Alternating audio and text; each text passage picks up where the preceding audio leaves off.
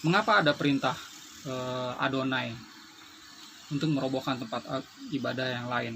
Saya baca ya ayatnya ya, Ulangan 7 ayat 5. Tetapi beginilah kamu melakukan terhadap mereka. Mesbah-mesbah mereka haruslah kamu robohkan, tugu-tugu berhala mereka kamu remukan, tiang-tiang berhala mereka kamu harus hancurkan, dan patung-patung mereka kamu bakar habis. Ini adalah terjemahan TBLAI ya. Jadi ya, pada saat bangsa Israel keluar dari tanah penjajahan Mesir, dididik ya di padang gurun ya, itu sekitar tahun 1300 sebelum Masehi. Nah, dididik oleh Musa. Musa mengajarkan seperangkat aturan. Ini salah satunya ya. Jadi kitab Keluaran, Bilangan, Ulangan, Imamat ya, itu isinya adalah perintah-perintah Adonai yang kalau ditotal semuanya 613. Nah, salah satunya ini gitu. Jadi pada saat bangsa Israel ini ekspansi ya ke tanah Kanaan untuk mendapatkan properti, untuk mendapatkan tanah ya bagi bangsa ini, itu kuil-kuil itu harus dihancurkan. Itu loh ajarannya Adonai ya, ajarannya Tuhan Israel. Kenapa? Karena ya Israel ini menganut monoteis, berbeda sama bangsa-bangsa politeis. Kalau satu bangsa politeis, satu daerah mungkin kuilnya banyak gitu, dewa A, dewa B, dewa C ya, saya masuk ke semuanya juga boleh, anak saya kemana, istri saya kemana, terserah gitu ya. Itu politeis, toleransinya tinggi. Tapi kalau politeis ya, itu kecenderungannya adalah tidak bisa, harus ada satu aja gitu loh ya. Itu loh alasannya kenapa Adonai itu ya memerintahkan, pokoknya kalau kamu pergi ke tanah Kanaan ya, ekspansi ya, saya menyertai kamu ya, berperang, genocide, habiskan itu, bunuh semua gitu. Nah, kalau ketemu ya kuil-kuil itu robohkan gitu. Jadi supaya apa? Supaya yang disembah ya itu cuma satu. Kalau ada kuil yang banyak berarti kan Tuhannya banyak ya, dewanya banyak. Perhatikan lagi, Israel adalah bangsa monoteis gitu ya. Kalau dilihat ya pelaksanaannya yang dicatat di kitab berikutnya ya, itu di Hakim-Hakim 6 ayat 28, 2 Raja-Raja 10 ayat 27, 2 Raja-Raja 11 ayat 18, 2 Tawarik 23 ayat 17, 2 Tawarik 34 ayat 4. Ini adalah pelaksanaan dari perintah yang di Ulangan itu ya. Jadi begitu ekspansi ketemu ya kuil Baal hancurkan gitu semuanya. Nggak ada itu istilahnya ayo ya berdamai kita ya, kamu boleh menyembah gitu kan, asal kamu kirim upeti gitu kan. Bangsa Israel nggak bisa gitu, hancurkan semua ya, bunuh gitu kan. Itu adalah konsep keadilan pada zaman itu ya.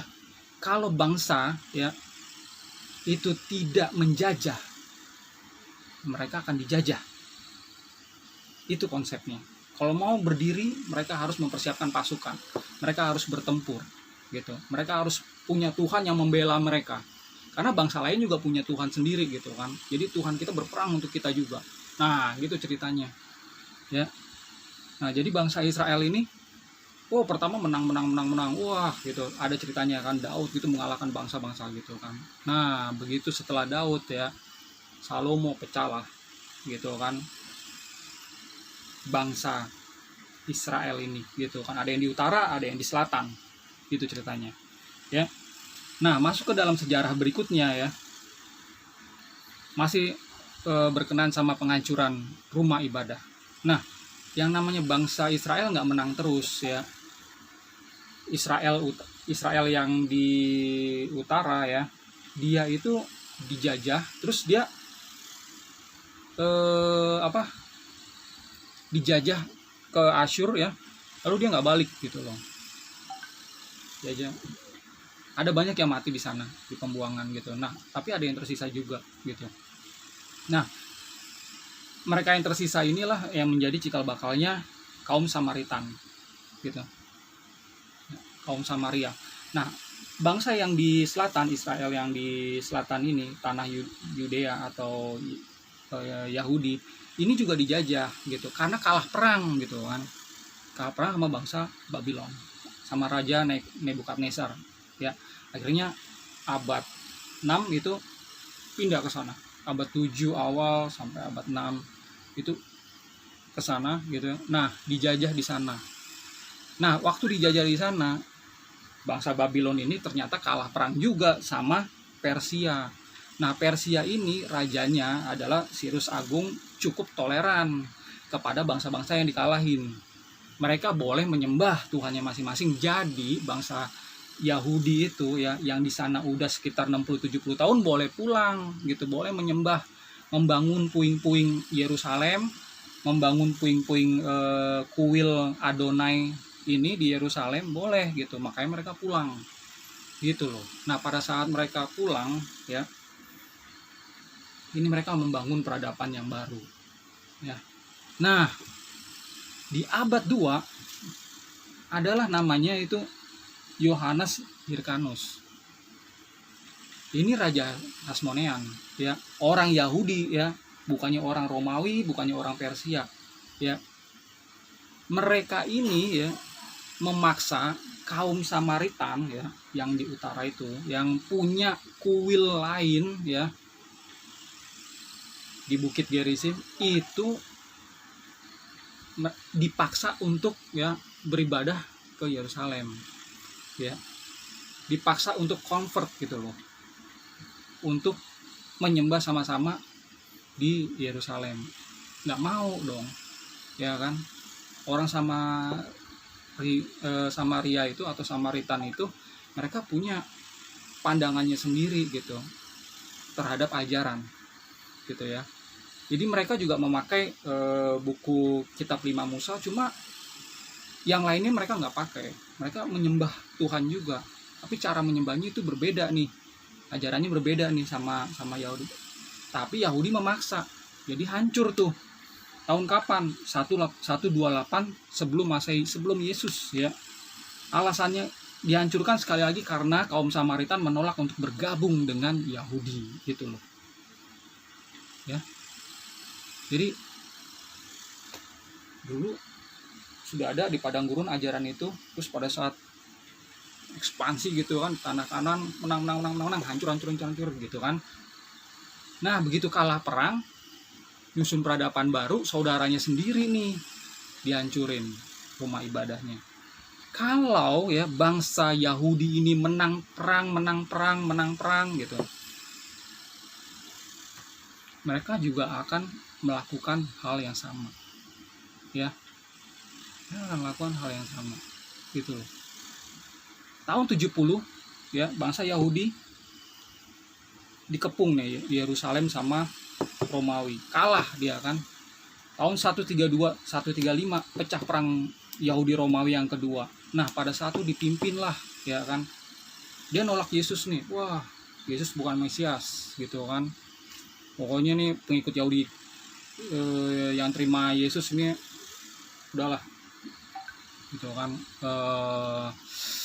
dalam masa penganiayaan juga gitu. Jadi banyak yang pergi meninggalkan Yerusalem. Mereka ini yang bertempur lawan ya Yahudi yang dengan Mesias barunya itu bertempur melawan Romawi gitu. Ternyata di tahun 132 135 yang dipimpin sama Bar Kokhba dan Rabi Akiva, mereka juga kalah gitu loh. Dan mereka yakin nih Bar Kokhba adalah Mesias mereka yang akan menuntun mereka kepada kemerdekaan. Tapi mereka kalah juga gitu kan. Kalau mereka menang, ya Romawi itu yang akhirnya mereka kuasai gitu.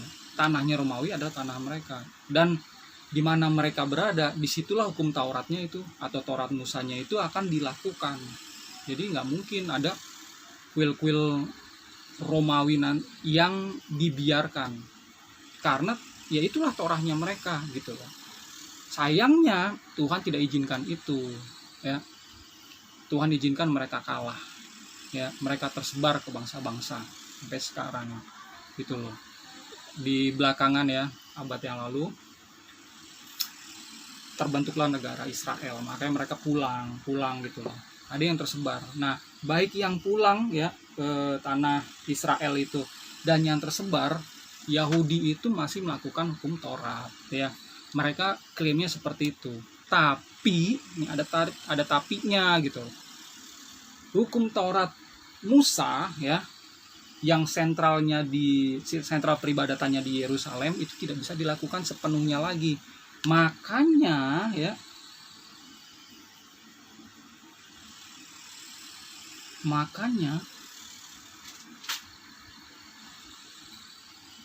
ada yang bisa dilakukan tetap, ada yang harus dimodifikasi, ada yang ketiga harus ada yang ditinggalkan gitu loh.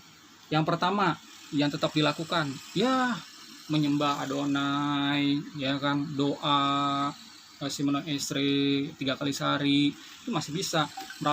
Melakukan perayaan 7 hari raya Yahudi atau Moedim itu masih bisa gitu kan. Sedekah masih bisa gitu.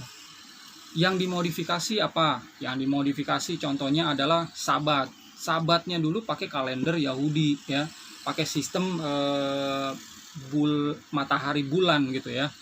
Nah, kalau sekarang pakai kalender Gregorian gitu loh, yang diterbitkan ya produk dari gereja Roma Katolik yang dipakai secara umum sekarang.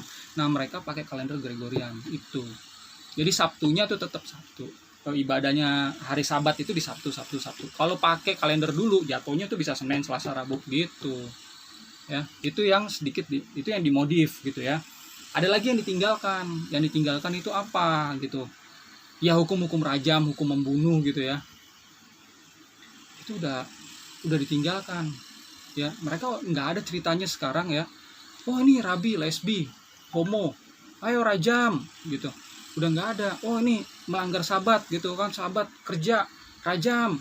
Nggak bisa gitu kan. Oh, ini murtad ke Islam. Oh, murtad ini jadi ateis. Oh, ini murtad ini jadi mesianik.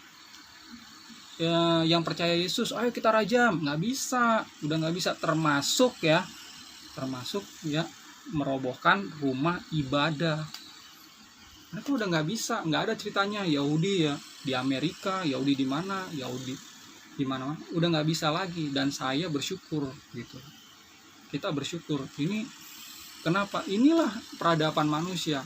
Wajar gitu loh. Wajar kalau hukum itu diamandemen. Sama kayak orang Indonesia sendiri ya. Kita punya merdeka 1945. Undang-undangnya Undang-Undang Dasar 1945. Sekarang tahun 2000 udah berapa kali diamandemen. Gitu ya. Peradaban kita manusia itu berubah ya, kebutuhan manusia berubah, bertambah-tambah. Undang-undang ngikutin. Ya.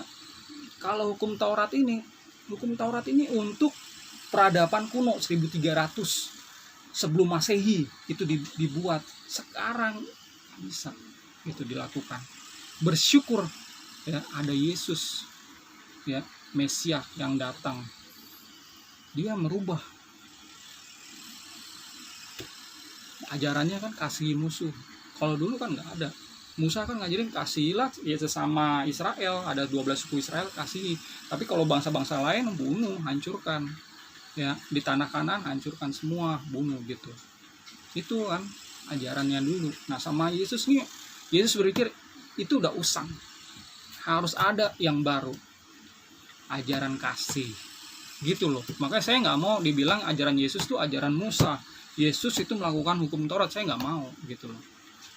Saya jelaskan ya, ada perbedaan yang jauh gitu. Umat Kristen pengikut Yesus ya sudah tidak lagi melakukan hukum Taurat.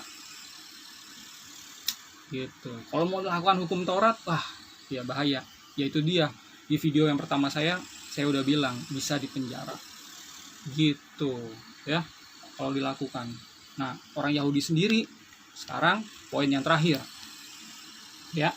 Bagaimana ya dengan keadaan Israel sekarang? Gimana? Ya, mereka yang masih melakukan hukum Taurat, mereka klaim masih melakukan. Tapi seperti saya tadi bilang, sudah dimodifikasi. sudah di amandemen. Saya nggak tahu mereka punya istilah apa gitu ya. Ada yang bilang, oh ini hukum progresif gitu kan, terserah lah. Tapi intinya sudah berbeda ya. Rumah-rumah ibadah agama lain itu berdiri dan tidak ada yang dirobohkan di sana ya. Masjid Al-Aqsa tetap aja ada ya. Kalau dirobohkan, wah perang gitu.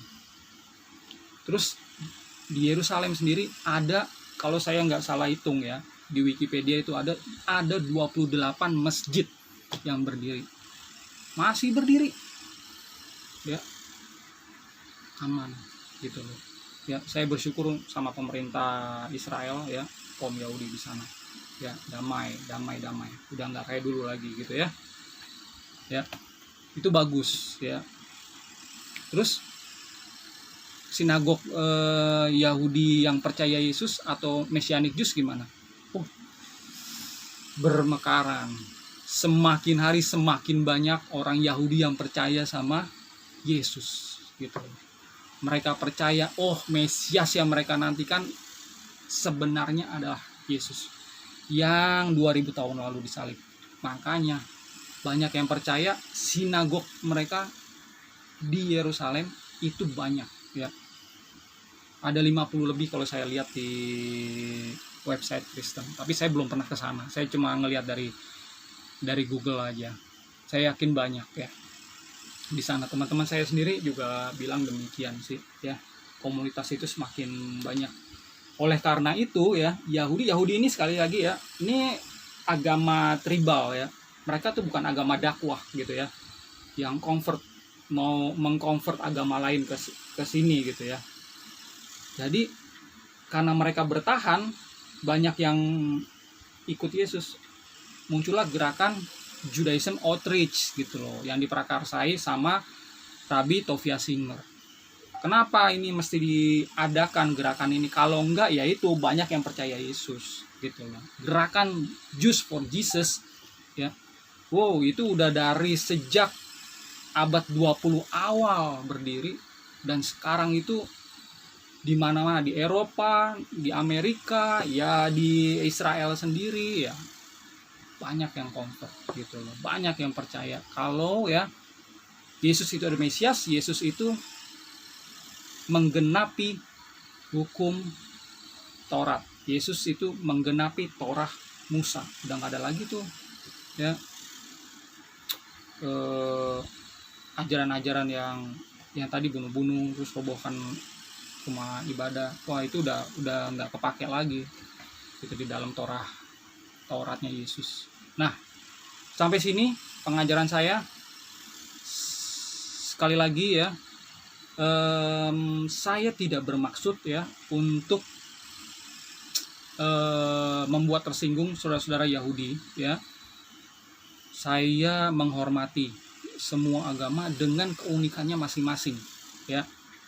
Nah, ajaran Yesus ya, karena rahimnya Yahudi, makanya saya banyak mengajarkan hal-hal keyahudian juga, terutama di abad 1 di mana Yahudi Kristen itu adalah fokus penginjilan ya.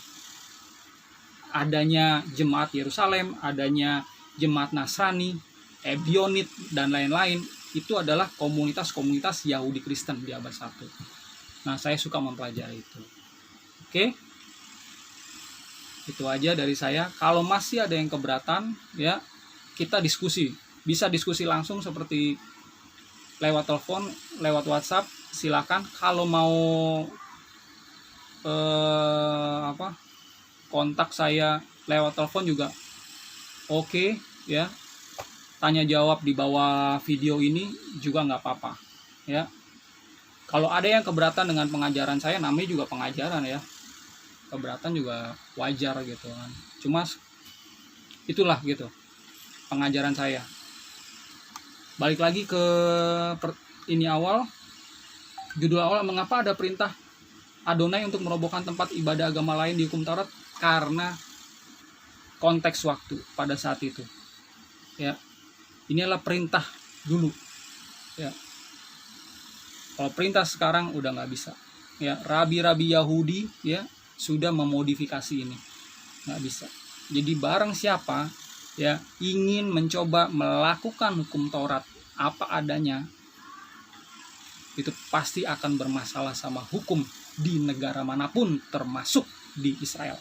Itu aja dari saya ya, dari channel Nasrani Indonesia. Selamat malam, Shalom Aleichem, Assalamualaikum.